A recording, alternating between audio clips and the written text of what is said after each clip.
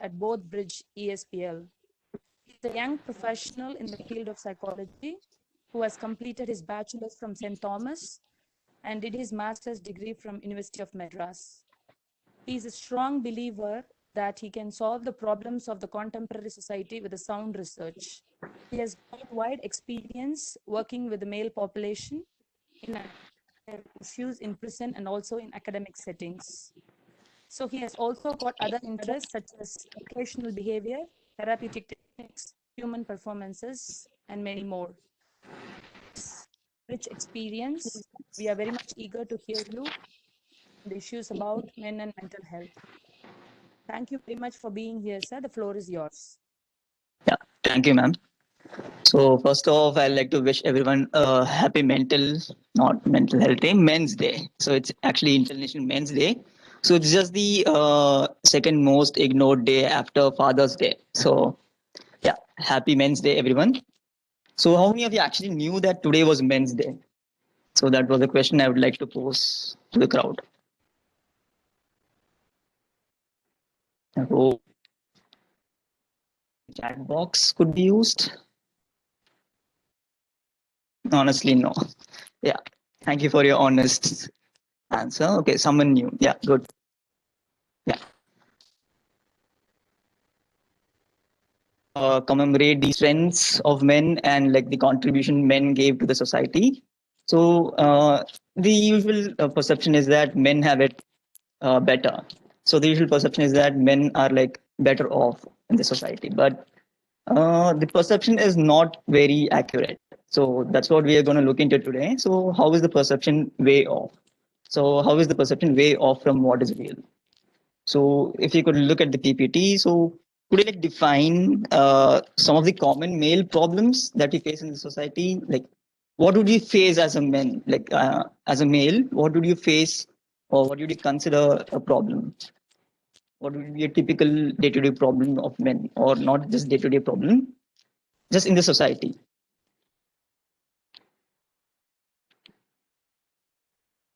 Or do you even have problems? Again, I'm like encouraging you to use the chat box.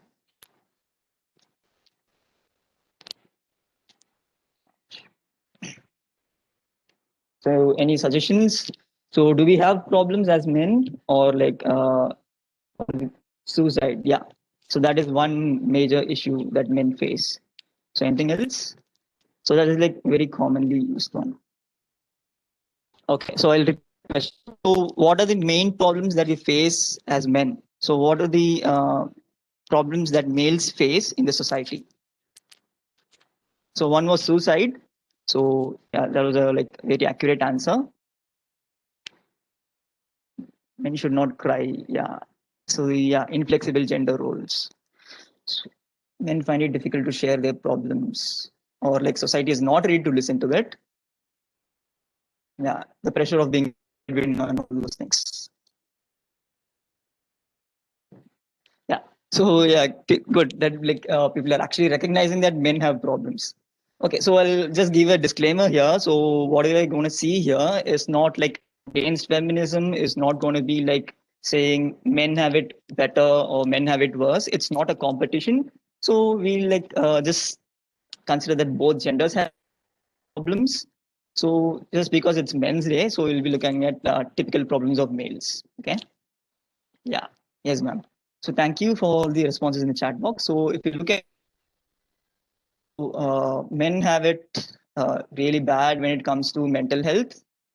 So 70% of the suicides that are committed are more actually are by men. So these statistics that I've presented here are from our own nation. So it's from the National Crime Bureau of India. So you can see that it's men like the men are committing suicide like the rate is more than twice as the females. So it would be equal if it's like 50-50, but it's not. So it's not even like twice, it's more than twice. So we'll be focusing on just the suicide rates and also why these rates are as higher. So that is one, suicide rates one of the issues. Yeah.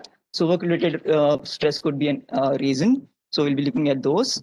So other issues are that we think that like only women are abused society, women have it like worse. So it's just the actual thing is that the victims of murder and most of the violent crimes are men. Of course, the perpetrators are men too, but men die more often.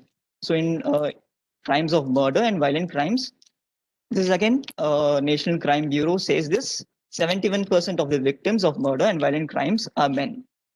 And when it comes natural accidents or calamities, again, the predominant victims are men. 77% of deaths in natural calamities, like you could say earthquakes, tsunami, or like consider anything, pick your natural disaster, it is usually men.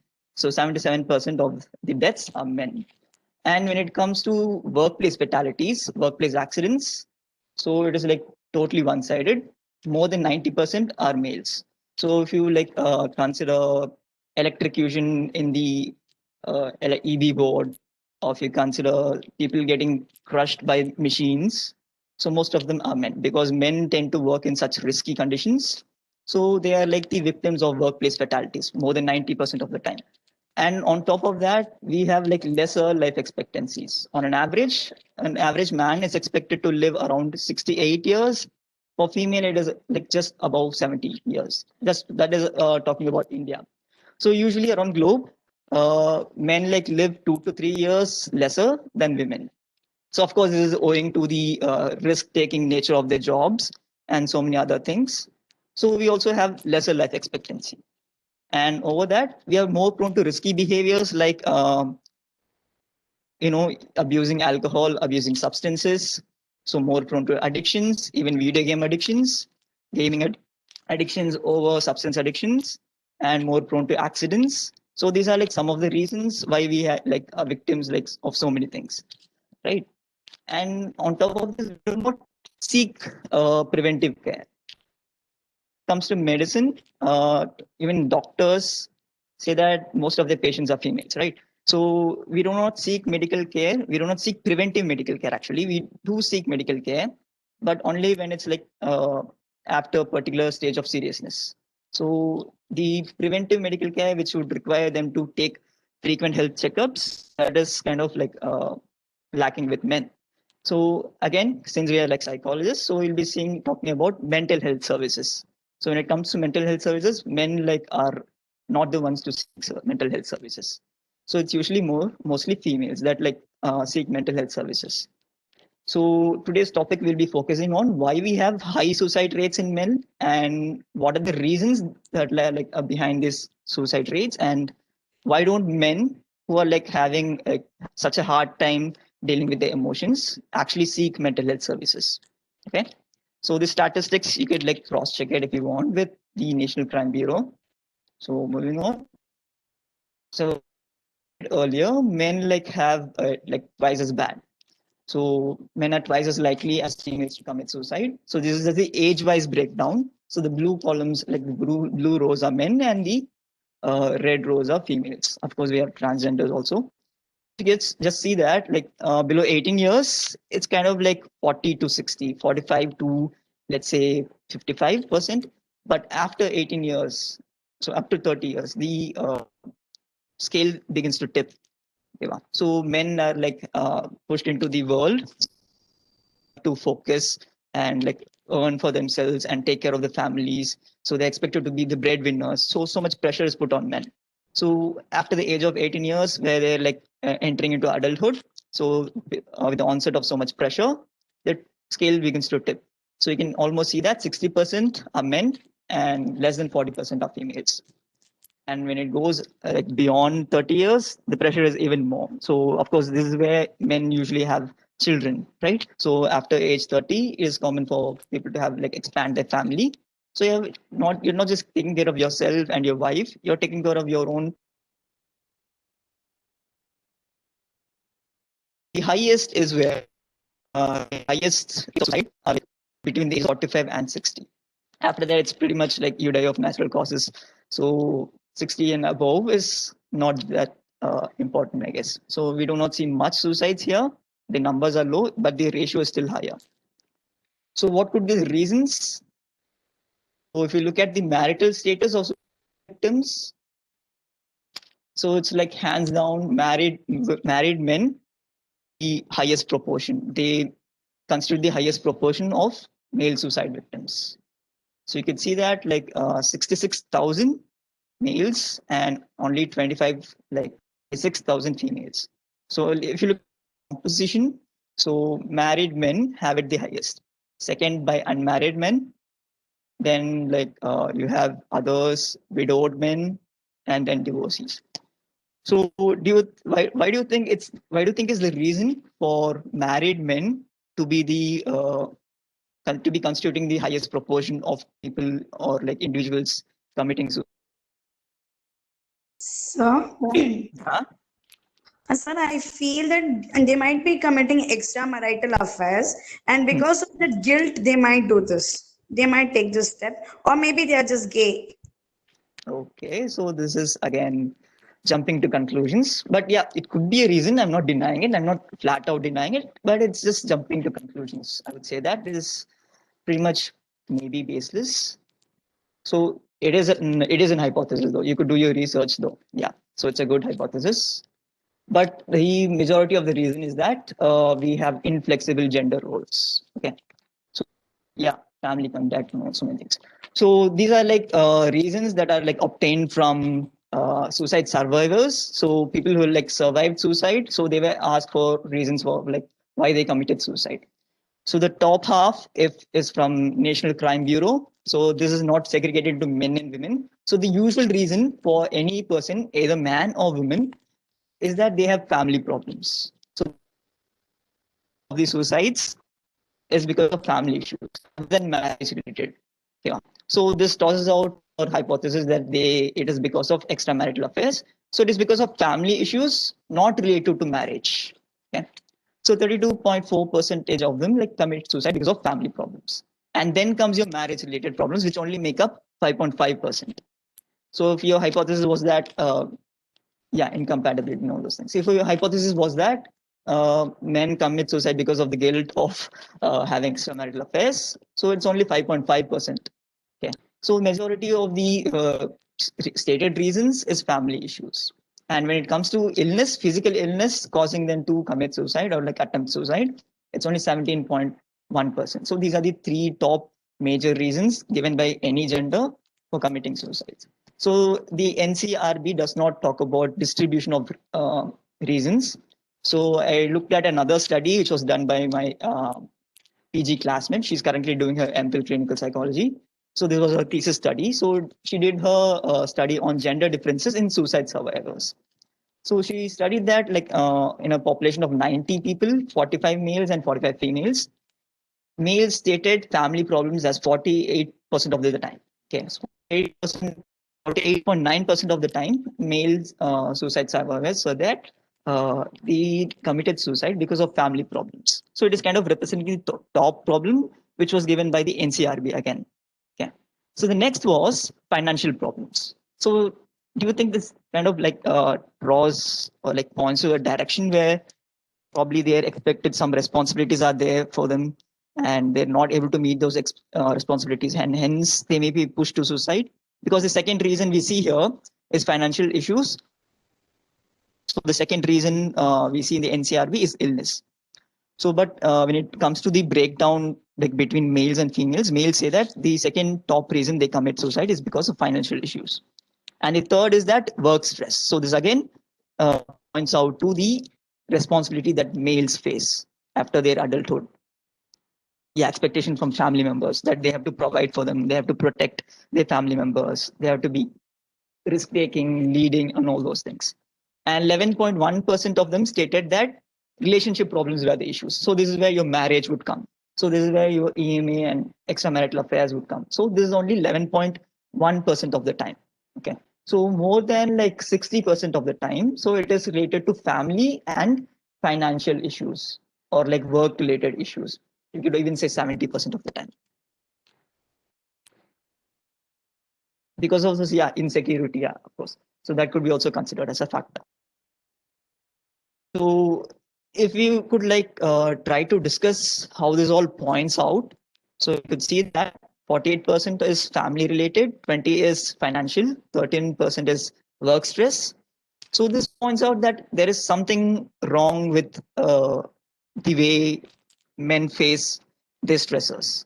So there's actually high rates of suicide among married men. So we saw that like married men constitute the highest proportion of men who are like committing suicide. And the stated family and financial reasons as the most frequent one points out that like there is some inflexible responsibility that is posed on them. That is like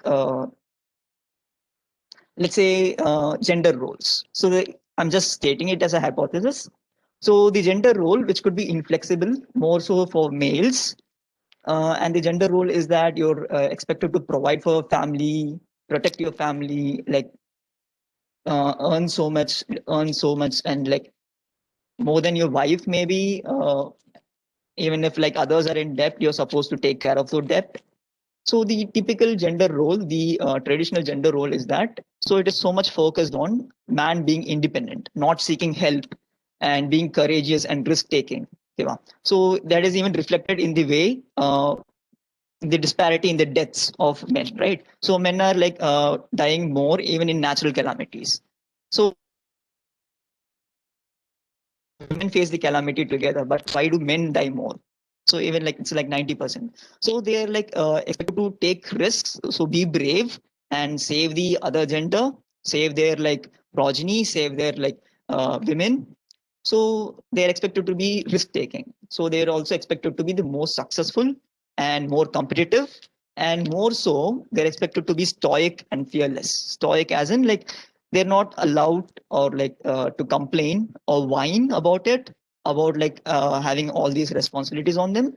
So it is about being stoic. So that is something rigid. Yeah, exactly. Not show any emotions. If you're like showing emotions and whining in your society, like they just say, just man up, right? So this is a frequent term, but the people usually say, talk it out. It will be all be over. It will be better. But the thing is that there's kind of a double standard. So in society where like females are given more attention when they have problems, and males are not given the they're given a deaf ear, right? So like yeah. So these could be the possible reasons. So the most common reason I would state is the inflexible gender roles. So we have like so much pressure as males, so that like we're expected to succeed in life, we're expected to be brave enough, we're expected to stand up for our rights, we're expected to be assertive. So there are like so many things, but we're just human beings, right? So we see such great people. So these things, we could form the question: are these things biological or are these things cultural? So what would you guys say? So there's gender roles which seem to be so inflexible that men should be independent, courageous, risk taking, so and so. This emerged as a biological difference, or this influences? So I think it's no, sir. I think it's You think both, sir. It it's depends upon how many alpha male. I think it's both, sir. Both biological and cultural. It yeah, depends okay. upon how many alpha men commit suicide and how many beta men commit suicide.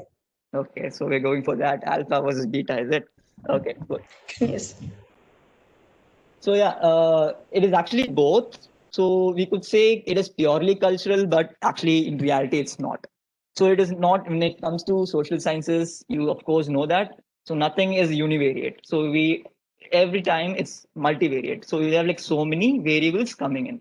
So variables like your genetics, your gender, your hormonal levels, or your biological build. So everything plays a role. These are all biological components. So and cultural components like the independent versus so not independent, collectivism versus individualism orientation. If you look at Hofstede, Hofstede is has given like 6 dimensions for cultures. So 2 of them are like very much related to this issue. One is masculinity versus femininity. The other is independence, not independence. I'm keep going for independence. Individualism versus collectivism. Okay. So these things are very much influential in the cultural area. So when it comes to biological area, we could say hormones, especially testosterone, is pretty much a driver of. So testosterone is like very much correlated with competitiveness, risk-taking behaviors, aggression, and even like other behaviors which are like kind of male oriented, like dominant behaviors. Yeah. So this is like seen not just in humans but also in animals. So even animals who like are like the leaders, or like if like as someone said, the alpha, they have higher levels of testosterone and they have lower levels of cortisol. So cortisol is a stress hormone, so that is kind of related with anxiety. So those who are like higher in testosterone have lower cortisol. So the lower cortisol allows them to take higher risks. And testosterone is something which is an anabolic hormone. So it helps you build more muscles. So of course, males are the ones with more testosterone and they have more upper body strength. So they are able to compete more harder, faster, work harder, and work like much for longer durations. So they work in more risk taking, more physically risk taking jobs. That could be a reason, that actually is the reason why most of the workplace accidents are like composed of men. Okay. So it is actually both. So when it is actually both, you cannot just clear up the stigma. You cannot just say that society is the root cause for everything. Okay. So people are innately risk taking. So actually males are innately risk taking, like comparatively on an average male is more risk taking. So because of that, an average man is more prone to trying out drugs. An average man is more prone to overdosing on drugs and dying of drug overdose. An average man is more prone to dying in a traffic accident. So because of his innate nature to take risks, right? So if it is just biological, we could say maybe a solution could be given. If it is purely cultural, changing the cultural orientation could be a solution, but it's both. So the solution is like kind of complicated, and I would say there is no one particular solution. So how does this sit with you people? So that like we are also innately different, and culture also kind of like reinforces those differences. Do you find this acceptable? Like, does anyone want to refute it? Sir, all I can say is the men the way they are is because of women only. Okay. So could you give like some reasons or like some support for it?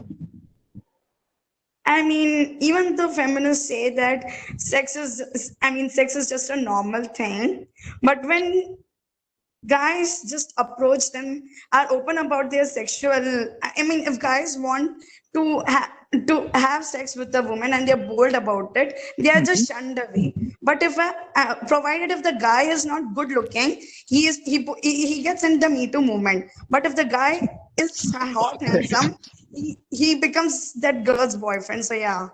And Yeah. when So the yeah, guy basically feels double standards. insulted, when the guy feels insulted, he takes drastic steps.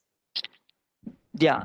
So basically, like you're like having a gender role which is inflexible. That is like a guy, if he gets hurt, he should not express it. He should be stoic, be cool about it, and so many things. But he is surely bound to have some pain or like some hurt throughout his life, right? So if he's not given the emotional out, so what is he going to do? So of course, if the emotional hurt is like building up so much and so much, there's no out for it. So he's going to be forced to take the drastic step of suicide. So that is probably another reason why we like have like men are like 70% of the people who commit suicide. Okay. So moving on, we'll be looking at why are men reluctant to seek mental health. So not looking at the slide, off the top of your head, what would be the reasons you would state why men are not open to seek mental health services?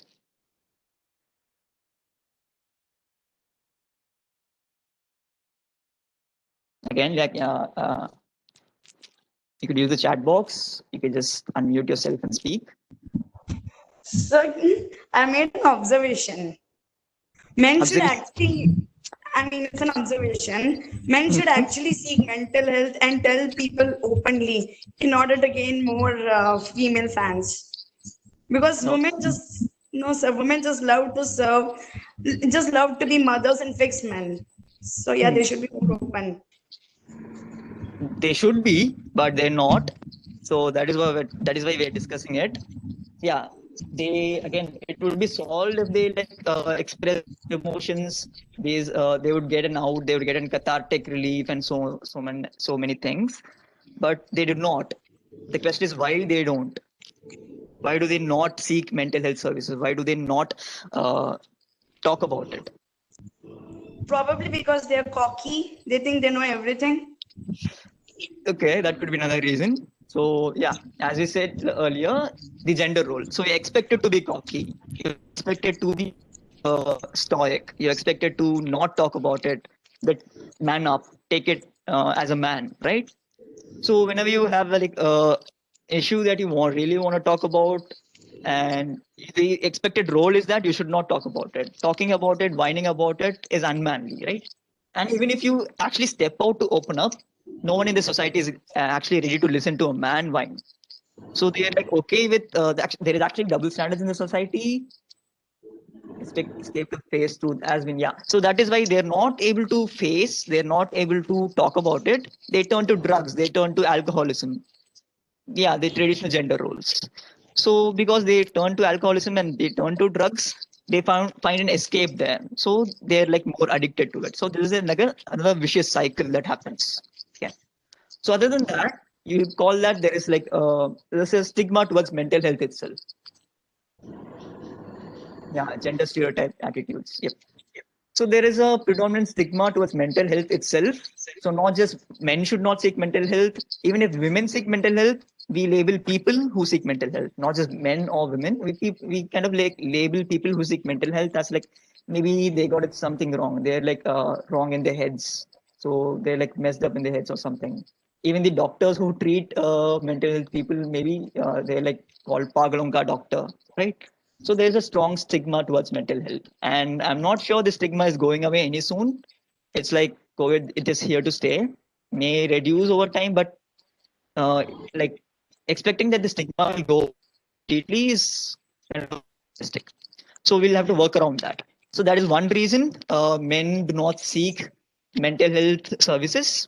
The second one is that again our inflexible gender roles. So actually, I would say gender roles are inflexible for more than for women, because like you see, you could say women easily wears men's dress, pants, and like shirts or anything that were like traditionally male dresses, but you don't see a man wearing a skirt. You don't see a guy wearing like dresses that are very feminine. Even if a guy wears pink, he'll be ridiculed to death by his friends. Okay.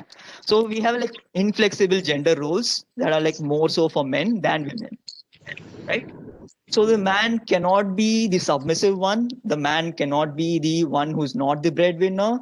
So even if the partner is okay with it, the society will not be. Okay. So that is like again double standard. And again, I would point out to the gender composition of the psychologists here. So most of the psychology students are like, if you can see, if you could like look at your classmates, you're all females, right? So even if you're in your class, like bachelor's or masters, you would see one students. And in my masters, I was the only male student. Okay. So I'm pointing this out. Who is like, Ika should be made. Yeah, okay, sure. So I'm pointing this out because I worked briefly at a sub jail. So there like actually I was blamed for making men cry. The boys like they were like for juvenile offenders, first time juvenile offenders, and I had a supervisor. The supervisor was female. So when I joined, after the first month, the police officers there like they were saying, Tambi, don't make them cry, don't have to with them. They cry when they talk to you, but they do not cry when they talk to the supervisor. So I was like surprised. So it is either the supervisor was not up to the mark, but that's not my idea, because she's my supervisor. She has to be better. She has like other fresher there. So she had to be like way more experienced than me. So it was not the issue. So the issue was that the offenders, the inmates, they like felt so bad about expressing their true emotions to someone of the opposite sex. And since most of the psychologists consist of females, so men find it like very hard to go to a female and express their true emotions. So come on, like males don't even want to cry, and it is even more bad if they go and cry to a female, right? So even if like females are more empathetic and all, they don't want to do it. So they feel like they'll be ridiculed. So uh, they'll be ridiculed, thinking that the female will say a man cried in front of me or like something like that, right? So since most of the psychologists are females and most of the mental health professionals, social workers, they are females, men seeking their emotional support, they find it awkward, right? So since most of females, like we need someone like another man to talk about their feelings. Another man would understand. So females would like better be suited for understanding female issues and not like generalizing that they are like females who would be way better off understanding a man's issue, but that is the perception of an average man, right? So since like we are completely made up of or like predominantly made up of female psychologists, there's an issue that males are like having insecurity talking about their emotions to another female therapist, right? So yeah, going back to the sub jail work that I was doing, so I was like asked to not have them cry. So I had to cut short my sessions so that they did not cry, and even if they cried, I had to like patch them up. I have to give them like tissue papers and like help them wipe their tears before they go out of the counseling room, so that they did not feel like they did not feel judged about. So even the police officers were like, men should not cry. So we have this stigma, not just stigma, we have this inflexible gender roles. And again, when it comes to our counseling process, we focus more on the feelings, something which men are not comfortable talking about, right? So whenever we counsel people, we would be saying, you must have felt this. So whenever someone talks about, I didn't feel like talking to my friends, you would say like, as a proper therapist, you would say, you must have been feeling sad. So something might have happened or something like that, something along the lines. Or you could also ask, so what were you feeling at that time? So you could ask that. So that is also possible. That's also a good response.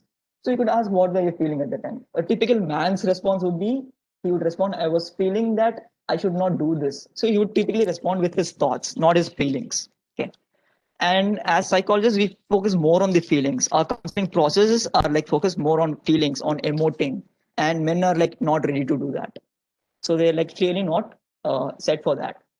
So if most of the people who are seeking counseling are females and most of the research are done on females, how would our counseling process, counseling models, which are focused on feelings, be suited for males who are like kind of wanting to talk about their thoughts and wanting a quick fix solution rather than expressing their females and experiencing the emotions in the counseling session? So what are your thoughts on this?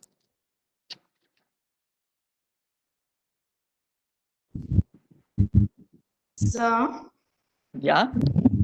do you think that the men who commit suicide have mommy issues, like mother abandoning them when they actually need their love? I mean, I have a doubt sign, Big Bang Theory. Okay. Penny gets drunk and she goes to visit Leonard, and they both have sex with each other. But when Leonard does the same thing when he's drunk and goes to Penny for favor, he doesn't. I mean, I don't know, sir. I mean, does he want motherly support?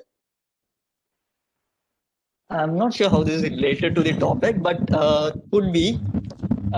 This is not my field of expertise, so I would say I cannot answer this question like confidently. So yeah, so I do not have an answer for you. So yeah, what my question was that, so about the counseling process. So the counseling process is like predominantly focused on feelings, something that men are like having a hard time talking about. So what are your thoughts on that? We had like the counseling models we are taught, the uh, counseling process that we are taught. So it is like focused on feeling, express your feelings, and then we'll work. Yeah, the Roger Rain model, the humanistic perspective. Perspective, not so much. The Egan's model, again, it focuses more on the feelings. So you have to talk about your feelings to get an insight about your problems. But men are not ready to do that. So what do you think should be the solution for this? Maybe, So yeah. I don't know about the solution, but I think the problem lies is that they feel that once they might share their problems to the counselor, they might get attached to them. This is again jumping to conclusions. I'm saying they're not ready to.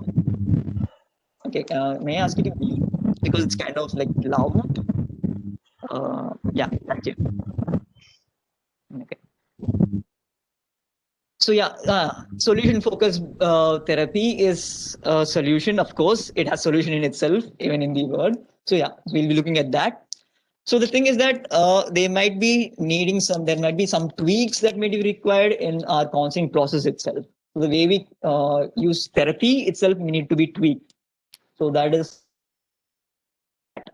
So I'm going to refer to this like not meta-analysis. It's a collection of reviews of studies. Of course, these studies were done in US, so it may not be completely suitable for our Indian setting. So they used 46 articles. So where other clinicians who were like working with males suggested these as the pointers or these as some of the solutions. So based on this 46 articles reviews, we saw males were more suited for action or behavior oriented therapy rather than insight therapy. So we can actually classify therapy broadly into two parts. One is insight oriented, which constitutes your psychodynamic therapy, your gestalt therapy, humanistic approach, and so many things. So which are like more focused on working at the root of the cause, right? Root problems. So if you're working at the root problems, of course, it's going to take a lot of time, and you're going to have to work on your feelings that you're like trying to hide from the society for so long. So men are not cut out for the insight oriented therapy. So they are like more focused. They're like more apt for action or behavior oriented therapy. So this would include your CBT, REBT. So like the traditional behavior therapy. You can also consider mindfulness based behavior therapy, or you could say NLP, psychodrama. Like there are so many other approaches. Yeah. So there is a like mostly focused on the symptoms, managing the symptoms right then and there. So these are like very short in duration. So they're like almost like quick fixes, right? So men are like wanting those quick fixes. They do not want to sit through therapy. Also, if a guy seeks therapy, the another issue is that he will not continuously seek therapy. He will not come again, right? So therapy needs to be continuous sessions. He needs to come for several sessions before he or she, any person, begins to see some improvement. So the thing with guys again is that even if they approach a therapist, they're like less likely to continue with the therapy in the following sessions. So the answer is like someone like a ma'am said, like solution focused behavior therapy. That is again action or behavior oriented therapy. Okay. So applying action or behavior oriented therapy should be kind of like a given for a male, a typical male at least. So again, there are individual differences. So again, they suggest that you need to assess gender role stereotypes of the person. Excuse me. So you need to assess like along the masculinity or femininity stereotype is the person. How is his own set of values? How is his own set of belief systems? So that could influence his receptiveness towards therapy. Okay, so you need to be focusing on individual differences in masculinity, and of course, using you during therapy, male-specific languages and metaphors have to be used. So instead of talking about healing and therapeutic relief, or like instead of talking about acceptance, you could say it in terms of male-specific languages, like fixing things. We'll fix this problem. We'll build up our strengths. We'll build up our skills. So these are like some male-specific languages and metaphors which will be more applicable. So some authors, as in some clinicians, they actually suggest using swear words in line with the client also. So if the client is using swear words, you have to use just swear words, not add them with them. So they're like saying use swear words, build a bro-like connection. So it's kind of like that. So build rapport using male-specific language metaphors. Okay, instead of saying we'll go through the healing process, we'll get this fixed. You could say we instead of like having therapy and improving our skills, you could say, let's build our competency, let's build our skill, let's upskill or something like that, which will be more appreciated by the male clients. And to keep the communication brief and specific, so instead of like going on and on about an issue, so even if you're psychoeducating a person, so instead of like explaining it in terms of feelings or like in terms of the entire thing, like giving them a huge piece of advice or like something like that, even if it's psychoeducation, they suggest that keep the communication brief and specific. Use shorter sentences, stick to the point, so they like be okay with it. So we like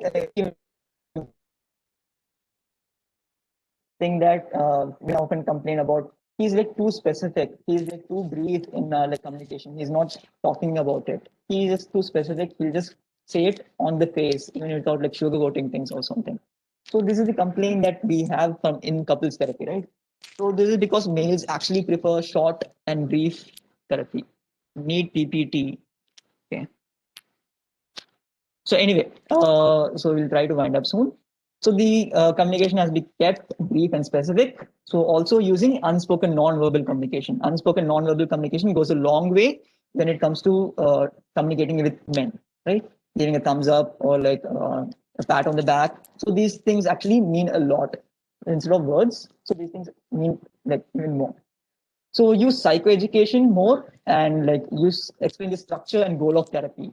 So instead of dragging them through their feelings and like stage 1, stage 2, stage 3 of your model, so just explain to them this is what is going to be, explain the structure. It will be much better if the therapy is like short, like strength focused, solution focused behavior therapy.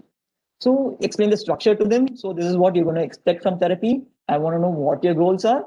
So just explain to them and get their feedback or get their goals so that they feel like they have a part to play in the therapy. Unlike in the inside therapy where they're like dragged along for a ride for such a long time. So use psychoeducation, educate them so that they know something about the disorder. They know something about the issue. They know something about stress, how it causes things. In CBT, you use a lot of psychoeducation. You will tell them like, it's your thoughts which lead to emotions and your emotions lead to bodily reactions, which lead to behaviors, right? So use a lot of psychoeducation, structure the therapy, tell them about the goal, expectations, and ask them about their goals. So yeah, use a strength-based approach, focusing on problem solving rather than dealing at the root cause of the behavior. You do not want to go to the mom's issue. You do not want to go to father's issues. You do not want to know what happened in their childhood. Focus on the problems right then and there.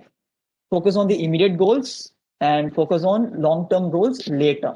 So you should build rapport using focusing on these goals, not just rapport. Build the momentum. So the momentum should be built by focusing on immediate goals so that they feel they're like making changes. So that will help them stick to therapy rather than dropping out of therapy. And using short-term therapies, so would reduce rates of dropout. And of course, keeping confidentiality and so many other things matter, right? So yeah, that's it for our PPT. So these are these. So of course, these are like again given by people from the US, the APA. So it's not completely suitable for the Indian population. We need to do more research. Yeah, and again, more focus on males who are actually not seeking therapy, right? So yeah, thank you for your patience and yeah, happy Men's Day to all my men and brothers. So I'm open to questions. So Yes. Yes, the forum is open for question and answer, and people can. First, Dr. Salim sir to conduct the question and answer session. Dr. Salim sir, one of our core team members. Thank you, Vira sir. Yes, sir. Welcome, sir. So, participant, you can kindly unmute yourself and you can ask the question or you can box. can I ask? Yeah, you have been asking. Yeah. Okay, so how do asexual and apothesexual people, I mean, what is their suicide rates? So we saw about transgenders here. Okay. So their suicide rates are of course low because their composition in the gender is of course low. Yeah. So the majority of the genders are 2. So if you talk about cisgender, transgender, so like there are like several other genders. Since it is males who are like committing most of the suicide, so we are kind of focusing on males for today. Okay. So does celibacy has got anything to do with men's suicide rates? Celibacy can be related to either males or females. Okay, sir. So Thank you, sir. yeah, sure. There is another question in the chat box. I think Okay. Sarath Biswa. Why is it hard to talk about mental health? He's asking. Yeah, we have this stigma about mental health.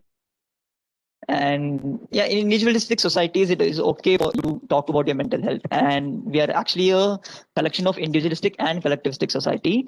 So in collectivism, there's always the question of like, what will others think?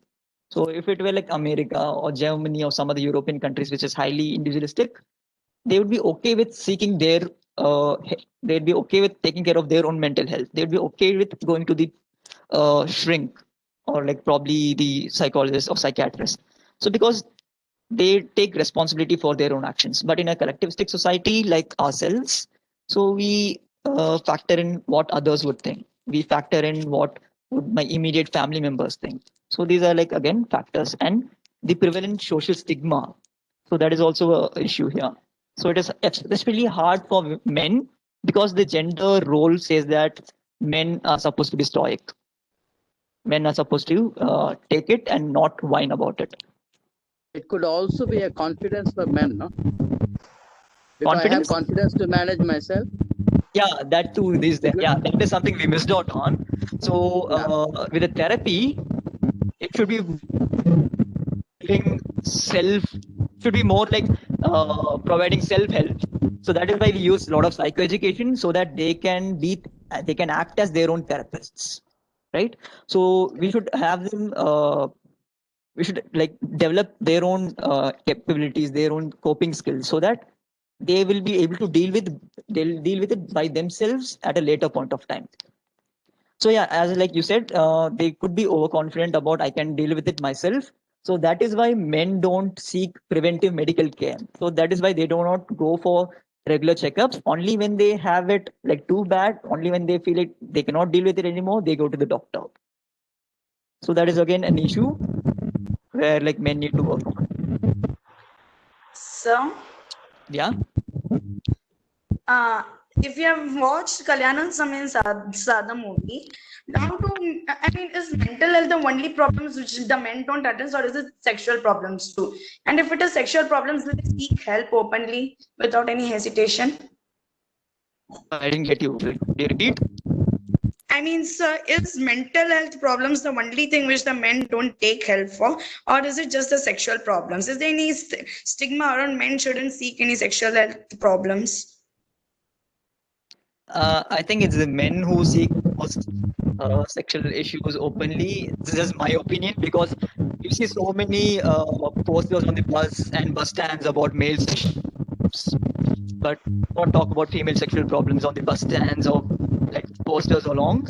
But they do not even seek medical help, right? I'm saying men do not even seek medical help, as in they only seek medical help when they have it too hard. So when they find it too difficult to handle, then they seek medical help. They do not seek preventive medical care. Sir, do you think Yeah. Okay. So anyone else? So there is a lot of positive feedback in the chat box. I can see. Okay, I should. Presentation. Yeah. So, participant, any questions, please? In India, mostly poverty could be one of the reasons. Poverty? Because even poverty could be one of the reason. Even consulting a counseling itself is costly. Yeah, it is costly. So Yeah. actually not so costly in India, I would say. Majority of the people are in that level, right? Yeah, we could say that. So we could have an argument from there. But again, counseling is not that costly in India. So as mental health counselors, we're not like earning a fortune here. So I'm pretty sure about that. So we're like kind of like being paid still, we're still being paid peanuts. So it's still a developing field. So our going rates are still very low, and there are like a lot of people who offer free services too. But yeah, again, like people who are like below the poverty line would be even more less likely to seek services, not just mental health services, even medical services. So poverty could also be a reason. Yeah. Sir, were there any increase? Whether Were there any increase in male clients during the Me Too movement in counseling? so they might have been okay. That is again another issue, men's rights issue that I purposely. So men are like facing the brunt of the Me Too movement, like where like they were like, I'm not saying it's not a female issue, it's not like legit movement. I'm saying that there were like so many men who were falsely accused, and also when it comes to the court system, men have it like totally bad. So when it comes to divorce, men are not given custody rights. Men are like always expected to pay alimony, and the court system is like totally against men in the way that if a man and a female commit the same crime, the female receives a lesser sentence, the man receives a severe sentence. And also if there is domestic abuse, and even if both the parties had been involved like back and forth, it is always the female who will be given the benefit of the doubt. So you could have seen this in the Johnny Depp versus Amber Heard thing. So Johnny Depp was labeled a wife beater. So only later the truth came, he was given the actual proper verdict. Yes. So last question. Yeah. Do you think cock teasing and blue balling is justified? You mean catcalling? No, sir. Cock teasing and blue balling. I've never heard of those terms. So I don't agree there. Okay, sir. Yeah. Sir, it was a very good presentation, sir. I mean, I learned a lot. Thank you, sir. Yeah, thanks. Anyone else? Sir, I can find one question from Resma Astana. Yeah, I'll okay. read it. She's asking if the wife is supportive, then they seek mental health service, especially if there is sexual problem. Yeah, with sexual problems,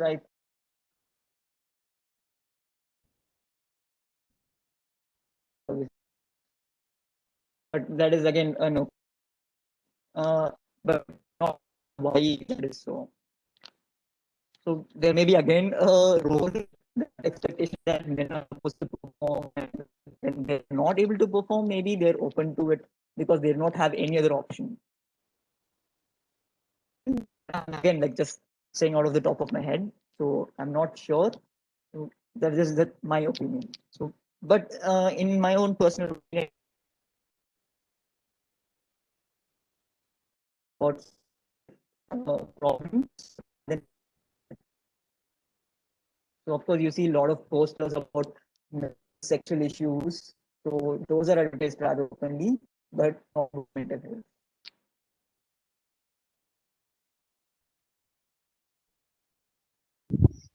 health. My answer is like very subjective.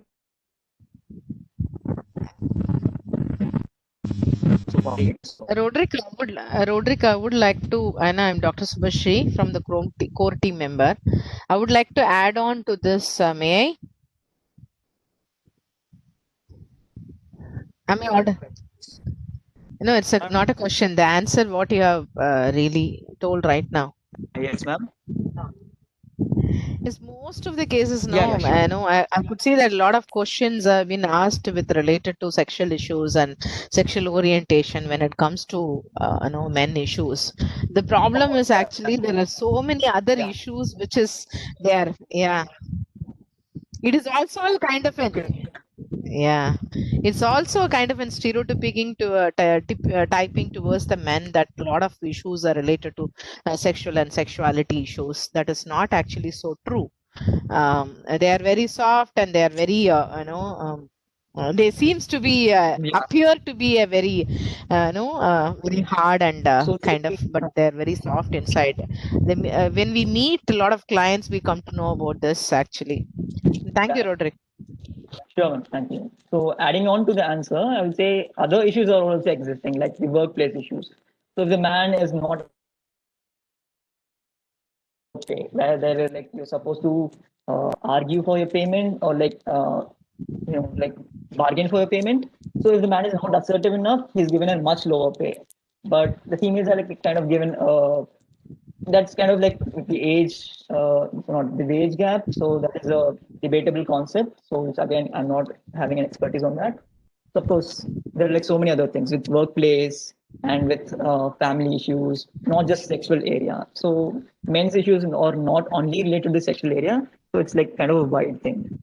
Yeah, it is wider actually, but a lot of questions arising with that concept. Yes. No, that's the Yes, reason ma'am.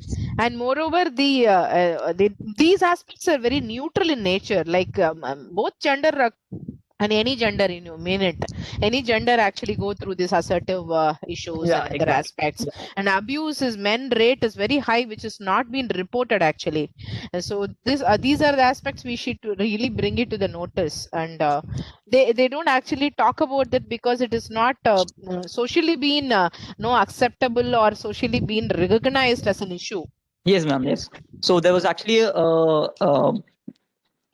actually problem, not a problem, news there. So when like in US one, so they were like reported male deaths as people dying and female deaths as girls dying. So that is again biased by the society, biased by the news media. So when people are killed by terrorists or males are killed by terrorists, they call it people are dying. So when girls are abducted or females are abducted, they specify saying like females, girls, age, young girls are abducted. So there's again, men are like more disposable when it comes to that. So yeah, so male deaths are like underreported because of the perception that we have. Thank Sure. you so much. I think there is no much questions hereafter. Thank you so much, Roderick, for your wonderful presentation on men and especially on International Man's Day, because it's not been much celebrated or recognized by the people around. It is very, I know it is picking up its momentum right now because of so much of hangama has been made up by the feminist and also the women around. Now Yeah. International Men Day is also getting recognition.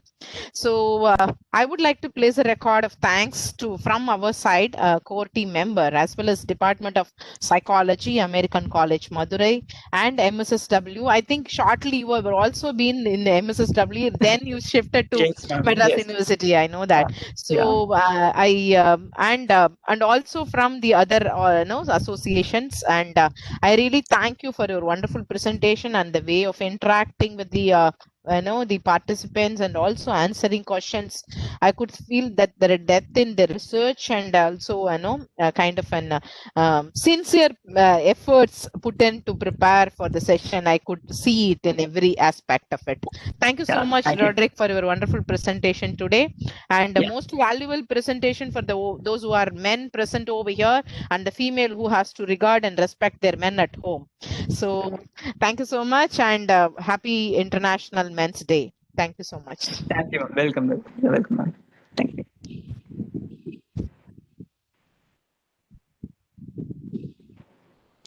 Thank you, Dr. Sumasri ma'am, to put on thanks. Participant, tomorrow we will have yet another wonderful session. Until then, take care. Bye bye.